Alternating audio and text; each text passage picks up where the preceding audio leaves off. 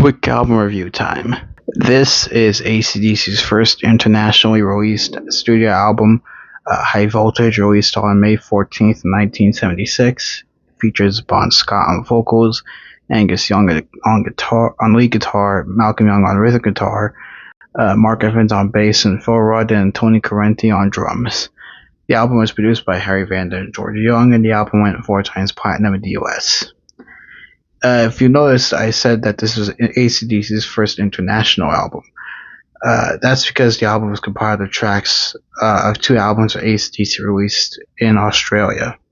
I don't have those albums, and quite frankly, the next time I go to the record store, I'm not going to be interested in buying their first 2 albums in Australia. So, yeah, if anybody was hoping that I would review those albums, I will not. So, sorry, but not sorry, really. I enjoyed this album, even though I felt like the band wasn't always up there with the stuff.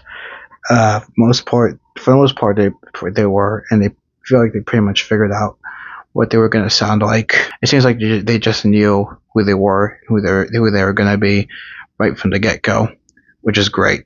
Better than Lizzy taking 6 albums to figure it out. The production did kind of feel a little lacking at times. I felt like the production didn't always match up with the band, but the band pulled through, which is great. So yeah, my favorite songs on this album were It's a Long Way to the Top, Rock and Roll Singer, The Jack, and TNT. Also, I forgot Angus Young is great on this album, and Malcolm. Angus and Malcolm are pretty much always going to be great no matter what they do. Rest in peace, Malcolm Young. Final score, 8 out of 10. Great album, but just need a little more touching up, and that's basically all I have to say. So yeah, see ya.